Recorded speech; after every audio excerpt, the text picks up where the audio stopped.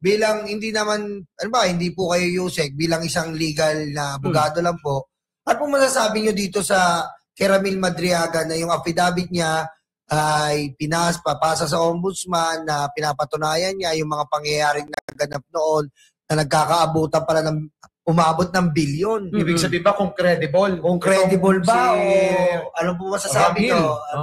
Si Manong Ramil ba? Okay, ganito yan, no. Siyempre ako, abogado ako, meticulosa ako sa mga bawat sentence, di ba?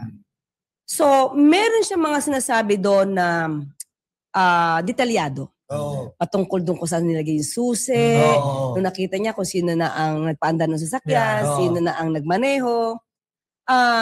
Siguro, ano lang, ganito, ang payo lang natin, kung magwi-witness man siya, dapat unang-una tatagan niya yung dibdib niya, maging matapang siya, at lahat ng ebidensya na hawak niya, gamitin niya na. Kasi kung ako ang magiging lawyer nung kabila, talagang pag kinross-examine ko yan, bawat sentence niyan, iisa-isahin ko yan. So dapat ready siya for that. So dapat kumpletuhin niya yung kwento niya. Oo nga eh. Pero Yusek, sa tingin niyo po, sobrang matimbang yung ano niya kasi ang binabanggit niya, yung isip, ibig sabihin, Inday Sara is my president. Kumbaga, tinignan ko rin po yung FB niya, talagang since 2021, nandun na eh. Nandun na siya talaga yung nagbuo, nag-umpisa ng isip. So, nagja-jive po eh. Tama. Parang ganito eh. Na-content ko siya kagabi. Opo. Ang nakita ko, di ba, ang sabi niya, parang si Pangulong Duterte ang nagbigay, siya nagbigay, tama ba? Si Pangulong Duterte ang nagbigay sa kanya kay VP Sara. Protect her, bigay mo lahat and everything, intelligence, intel, operations and everything. Tapos gumawa siya ng, parang convener siya, isa sa convener para sa VP Sara, Sara for President. So in other words, yung sinasabi ni dating Pangulong Duterte, na hindi niya papayagan yung anak niya, parang dinidiscourage niya tumakbo dahil babae. Di ba meron siyang kasalita eh? Ang presidency hindi pang babae yan. So hindi ko encourage si Sara Duterte tumakbo dahil ayokong pagdaanan niya yung pinagdaanan ko. That's January 2021, sinabi niya. June 2021, gusto niya nang tumakbo si Sara. Kaya doon mo makikita, sinisiraan niya si Pangulo. Si CBBM at the time. Sinisiraan niya na dahil ang dating talaga, kung hihimay-himayin mo yung bawat pangyayari, nagkukunwari lang, drama na ayaw niyang payagan. Para kunwari hindi sila ganit sa pwesto. Yes. When in fact, ito talaga yung nasa isip nila dahil binigay nila si Madriaga. Tama. Di ba? Tapos biglang pinupush niya magpresidente.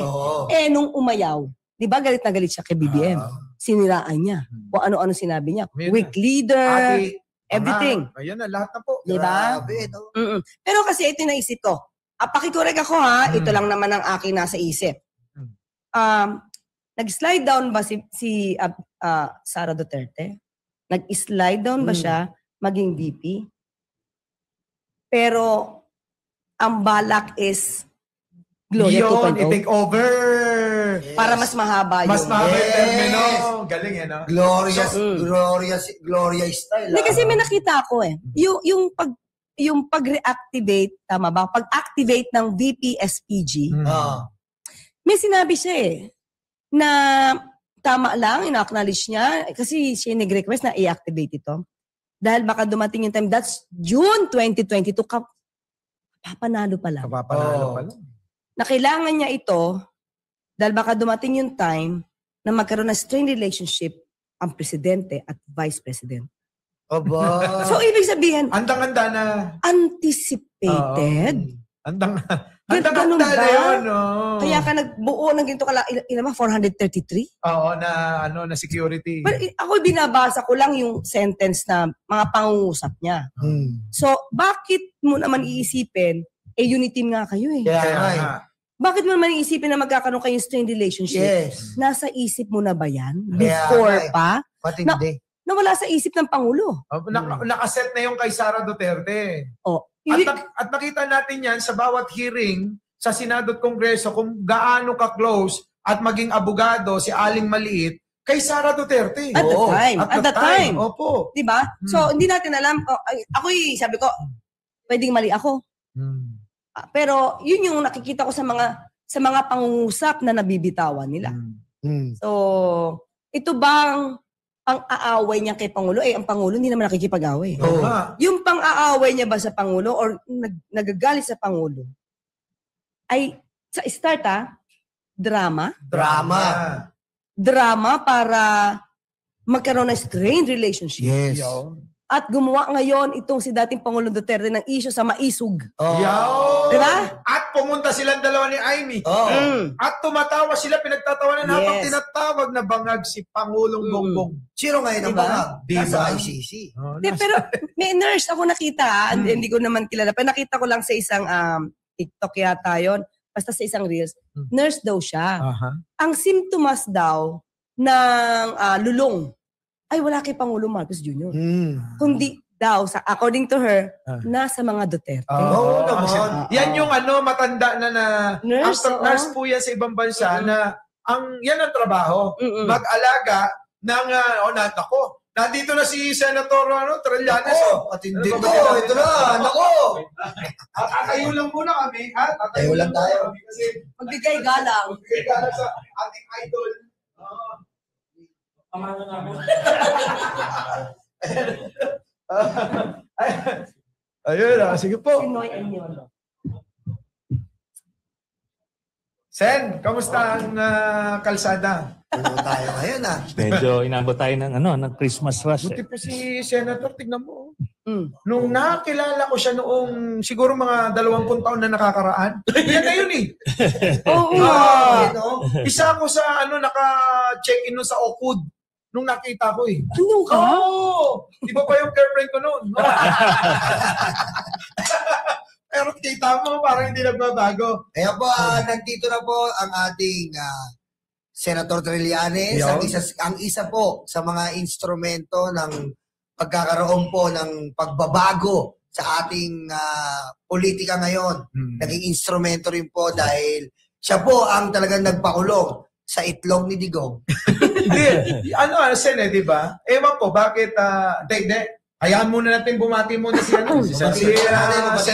Sen, bati ka muna sa mga manonood. Kasi kailangan magandang pagpakilala. Sige. Pakilala natin si Senator Trillanes. Pakilala mo. Mga kababayan mula Luzon, Visayas at sa Mindanao, ang kilabot ng mga dilis, kilabot ng hindi lang ng ating mga kababayan mula po sa ating minamahal na lungsod ng Caloocan, ang pride, ang sundalong matapang, matibay, may paninindigan, at kayang patunayan at paninindigan ng pagmamahal sa bayan. Former Senator Antonio Sani Trillanes IV. Magandang hapon po sa ating mga kababayan. Salamat po sa pag-imbita dito sa Vengador. Ayan, nandito po si Yusek Claire at sina kasamang Mike, si Koy, and Yolo. So, sana po ay mag-enjoy tayo. Yun. So, umpisa na natin. Mag-e-enjoy. Sek, nasa na ba ako yung itatanong ko kay Yusek? Na-starstruck. Yung sa mag-asawa. Ibaling natin sa kanya. Sen, may tanong kami. Ano po masasabi nyo ngayon patungkol sa bagong-bagong issue dito sa mag-asawa, si Mans at saka kay Sara? Hindi po sila nagsasama. Alam na po namin yun Yung pong issue nila dun sa 1.6 tons na pinagbabawal na gamot. Sa madaling salita, shabu. Yun po yung issue ngayon nila na meron pong isang nagtuturo sa kanila na nagngangalang Ramil Madriaga. Sen, ano po? Kasi alam ko na banggit nyo na yan noon Ito, talagang isang mabigat na issue to. Although aminin natin na kailangan talaga pa nating laliman pa yung pagsisiyasat at pag-vet. Pero doon sa mga paunang mga revelations, talagang nakakagimbal. At tignan natin within the next couple of weeks how it develops kasi marami pa raw siyang ibubunyag. So, yun ang abangan natin. Sentry, may ano po ba kayo? Ano sa tingin niyo po na ni Sir Ramil Madriaga? Sa tingin niyo po, safe po ba siya ngayon? Kasi kailangan po na talagang yung ano niya, Yusek, di ba? Sentry, yung ano niya is mas matiyak natin na kaligtasan niya is okay. Kasi nakakapunta-punta nga si Sarah doon talaga eh. Tao niya lang. Tao lang. Well, talagang kailangan natin masigurado yan. But of course, dun sa mismong building kung nasaan siya, ay maayos naman yung seguridad doon. Pero eventually, pagka nagkaroon ng investigasyon, let's say sa house, kailangan malipat siya doon para dire-diretso yung access ng mga mag-imbestiga. Pero Sen, may tanong ako, gaano ka sigurado tayo na walang ibang intensyon si Madriaga sa paglabas niya at pagtuturo niya sa mag-asawa?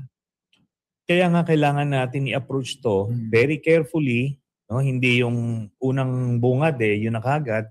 Kasi pwedeng maadormawanay ka, for example, di ba? At kaya, pag nag-imbestiga, let's say sa house, sige, sabihin niya kung ano yung mga nalalaman niya, tapos kina-counter-check natin. Pero at least very transparent yung magiging proseso. Yun. Pero Sentry, sa naranasan mo with Duterte, sa mga pag-iimbestiga mo, wala ka naman na-detect na yung yan, Ramil Madriaga, na isa sa mga, yung sa pag-iimbestiga mo, dahil alam ko marami kang pag-iimbestiga sa mga Duterte family, may natatalisod ka bang Ramil Madriaga, connection with Sarah, with ganon-ganon, may sa mga intel nyo po? Na lumabas yung pangalan na yan mga early this year. Yes.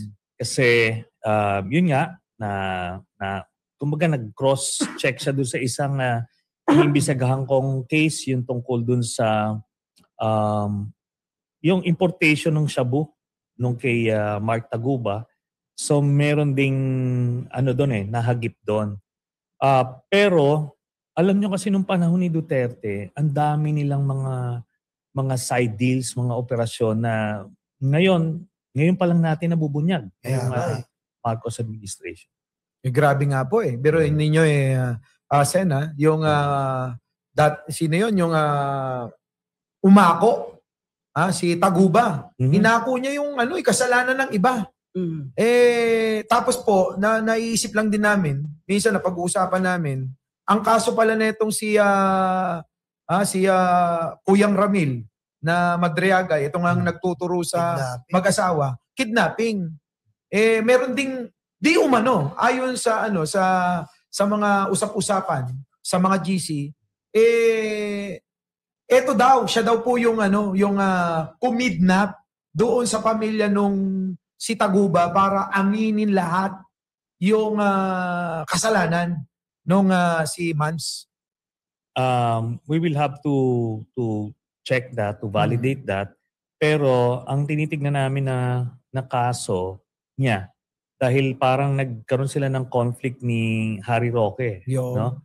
Kaya mukhang si Harry Roque nagsampa ng kaso. But again, sabi ko nga, lahat ito information na to, we need to double check para ma-validate natin before talagang lumabas na to ng tuluyan. The last time former Senator Antonio Sani Trillanes, mayroon kayo nabanggit sa interview with Ms. Corina Sanchez. Maitanong ko lang po, pwede ko bang malaman ano itong ipa-file na kaso dito sa mag-asawa? Actually, may ipa-file bukas. Bukas? No? Bukas mismo sa Office of the Ombudsman ng mga civil society leaders at church members against kay VP Sara. No? This is a plunder case in relation to the confidential funds. So dito, pagka lumabas ito at pag gumulong ito, magkakaroon na ng access yung ombudsman dun sa mga bank accounts ng mag-asawang Mans Carpio at madaming Pilipino ngayon ang talagang interesado, former senator. Kasi gustong malaman ng taong bayan the last time. Umabot pa sa punto na gusto ka nang hampasin ni former President Duterte sa Kamara noon. Talagang gusto ka niyang yariin doon sa pagkakataon na yun. Sabi niya nga talagang gigil na gigil. Kasi pag pinag-uusapan yung speaking of bank account, Sen, ano nga ba talaga ang laman nito? Para maintindihan ng taong bayan. Okay. Remember, nung hearing na yun sa House, hindi lang si Duterte yung nandoon, ano? Si Sara din nandoon sa likod. Correct. Nung ini-explain ko yung mga accounts nilang pamilya, she was sitting there quietly. Walang walang komentaryo ito after the hearing. Talagang nilinok niya yung mga na-present ko doon kasi alam nilang tama. So, ano yung nandoon? Na-discover natin itong joint account ni Digong at nito ni Sara ay nung last year niya ng 2015 bago siya maging presidente, 2014 to 2015, nag-withdraw ito continuous withdrawals na umaabot sa 600 plus million pesos. At puro withdrawals So ibig sabihin nun, yung pera niya should be more than 600 million kasi wala namang pumapasok na deposit. Tapos, isa aspeto yon. Then, ang mabigat dito, yung nakita namin na merong dividendo sa isang drug lord na partner ni Michael Yang, ito si Sammy Uy. Every 6 months, nagde-deposit siya doon sa tatlong magkakapatid, Si Baste, Pulong, Sara, Hanilet. So, even kay Digong, nagde-deposit na sabay-sabay every 6 months. Simula ito, I think 2012 hanggang 2011 to 2013, thereabouts. Ang punto rito is, ang total nung pag kinikwenta mo yung dividendo nito is nasa 40 to 50 million every 6 months inuhulog sa kanila. Tapos titignan mo ano bang negosyo na meron na magbibigay ng ganong steady na dividend. Kaya yun yung kailangan nila ipaliwanag. At nung time na tinatanggap niya to, mayor siya sa Davao City na hindi niya dinideclare sa SALN. Kaya mabilis ibangga ito Dahil ang binibigay sa kanila, mga manager's checks. So nakapangalan mismo sa kanila. Malaki Oo, kaya yun yung... Siya ang lakas ng loob, naka-manager's check. Oo. And I think kasi nung mga panahon na yon, feeling nila doon lang naman sila, protektado sila ng untouchable sila doon. Untouchable, oo. Kaya parang ganun lang. Tapos, lahat sila tumatanggap, total mga 40 to 50 million. Every 6 months. Kaya parang regular na dividendo. Then finally, ang isang madidiscover nila dito, aside pa dyan sa mga yan, is may mga withdrawals na malalaki. Na billion talaga ang abot. Kaya nga, sabi ko nga, doon ako. Diba, hinamon ko kung mali yun, pumayag siya pumirma dapat ng waiver Correct. Hinamon siya nung chairman nung time na yon, si Congressman Suarez, na okay ba sa inyo? Na to prove me wrong, sabi niya, sasampalin daw muna ako. Pumayag na nga ako, sige, sampalin niyo ako. Pero ganun. And doon din si Sara. She was quiet. Diba? She could have objected. She could have said na hindi totoo yan, pero wala. Pero yun na nga, gumawa siya ng eksena para maiba yung usapan. Yusek, gusto namin pahirapan mo si Sentry. Oo nga, ikaw marami na akong isip. Hindi kasi, di ba sabi nila, wala daw kayong ebidensya, wala kayong authority na para makita tong bank accounts na ito. Pero natatandaan namin, kahit siya si Deputy Ombudsman, Karandang, right po? Yeah. Siya yung nagpatotoo na meron talagang accounts. Yeah. Tapos umiikot yung pera. Yes. At hindi naging dahilan ng pagkatanggal niya sa kanyang pagiging Deputy Ombudsman. So, in other words, yung sinabi niyo po, na patutuhanan to Deputy Karandang, Deputy Ombudsman Karandang, at may dokumento yun. Yes. Yun na nga, sana kung natuloy yung impeachment, lalabas yun. Kasi as you said, Yusek, binalidate ni Deputy Ombudsman Carandang yung mga allegations ko. At nung siya ay humihingi na ng report sa AMLAC, yung itinalaga na AMLAC Executive Director ni Duterte ay hindi pinayagan magbigay ng kahit na meron silang memorandum of agreement at yun na nga tinanggal na rin na tuluyan si Deputy Ombudsman Carandang. Kaya nga ngayon, since bago na yung ombudsman, bago na rin yung executive director ng AMLAC, magkaka-expect tayo ng cooperation between them. Yun. Tamang pag-iimbestiga. Yes. Sir, Sentry, kasi kanina pinag-usapan namin na parang yung pakikipag-away ng Vice Presidente kay Pangulo sa start, drama, planado. Kasi nabasa ko po na, di ba, na-activate yung VP-SPG. At ang nakita naming dahilan, nabasa ko, at words to from the Vice President, na kailangan niya yun kasi baka dumating yung time na magkaroon ng strained relationship ang Presidente at ang Vice Presidente. As early as June 2022, kapapanalo pa lang po. So, parang inaisip po tuloy namin, although sabi namin, pwedeng tama, pwedeng mali, na may plano.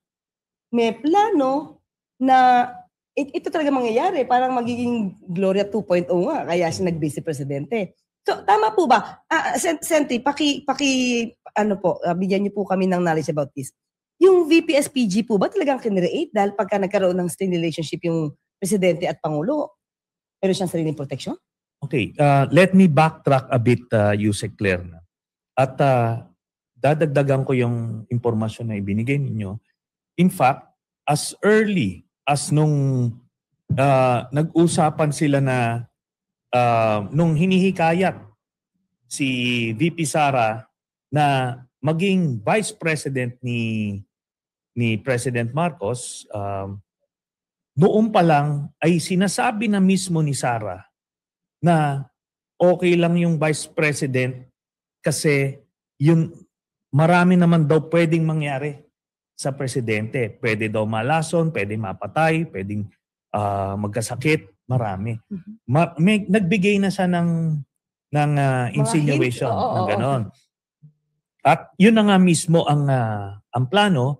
So, una, bago yung sa VPSG na yan, hiniling niya kay President Marcos na siya ang maging Secretary of National Defense.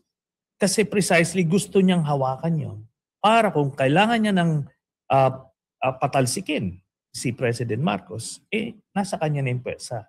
So, in addition sa VPSG, meron pa siyang National Defense.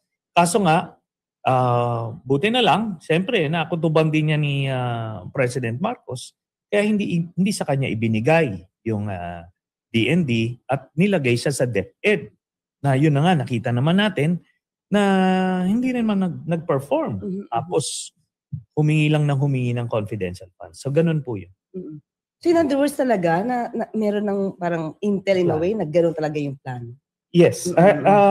Nung pinag-aaralan namin to, inimbisigahan namin ito, ang unang galaw nila na patalsikin si President Marcos happened as early as January of 2023. Mga 6 months, 7 months after nag-assume. Nung mga panahon na yon, hindi pa naniniwala si President Marcos na siya ay nais patalsikin, no? Until nagyari yung May of 2023, yung nagulat na lang tayo, 'di ba, nung dinemote si Gloria. Tapos the following day galit na galit si VP Sara na tinawag na tambaluslos si Speaker. So doon pala, naisa nilang mapatalsik si President Marcos via impeachment. So, si Gloria, that time, GMA, nais patalsikin na speaker si Speaker Romualdez para siya yung uupo, tapos magpa-file sila na impeachment. So, doon pa lang nila lumiwanag na talagang may plano. Kaya after that, puro paninira na kay Pangulo Marcos Jr. Kasama na yung mga issue, kung ano na mga issues binigay nila. Yun na. Sunod-sunod na yun. Gumalaw sila ulit noong October of 2023, December of 2023, tapos yung Maisog, tapos yun na yung Jonathan Morales. Yung, sunod-sunod yun. Then ito na, yung latest, itong pagkilo sila noong November. Grabe. Grabe. Sentry, sa tingin niyo po, yung kababanggit niyo lang, ba't kaya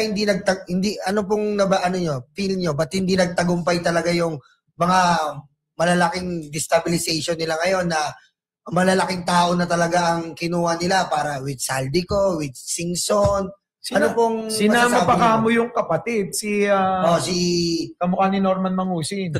Si Mangga, si Aimee. Ano pong masasabi niyo? Siguro, various factors. Unang-una, in-overestimate nila Duterte yung kanilang influensya sa military. Ang pakiramdam nila noon, lalo na nung nandito pa si Digong, na one click lang daw pag sinabi ni Duterte na sama kayo sa akin, umaklas kayo, aaklas. Sinubukan niya yan nung October of 2023, yung nanawagan siya na i-audit nyo yung Kongreso, ganyan. Tapos, nung Maisog, gano'n na. January 2024 yon. Yun naman yung nagsalita siya at nanawagan na siya. Basically, niliwanag niya na nandirito na ako. Kinausap nila ang liderato ng AFP. Kinausap nila para kumalas, mag-withdraw ng support. So, in-overestimate niya, pero ang loyalty kasi ng AFP is sa Constitution at dun sa duly constituted authority, yung Commander-in-Chief, na si President Marcos.